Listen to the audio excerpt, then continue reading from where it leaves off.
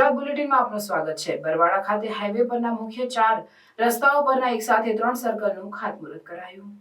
સુપ્રસિદ્ધ યાત્રાધામ પાળિયાદ વિસામણ બાપુની જગ્યા દ્વારા બનાવશે 3 સર્કલ। પાળિયાદ જગ્યાના સંચાલક ભૈલુ બાપુના હસ્તે વિધિવત પૂજન સાથે ખાતમુહૂર્ત કરાયું।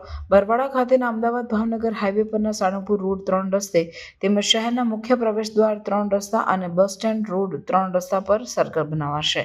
બરવાડા શહેર અને તાલુકા પંથકના આગેવાનોની ઉપસ્થિતિમાં ભૈલુ બાપુના હસ્તે ખાતમુહૂર્ત કરાયું। પાળિયાદ જગ્યાના સંચાલક ભૈલુ બાપુના શહેર અને પંથકના વેપારીઓ તેમજ આગેવાનો દ્વારા સન્માન કરાયું।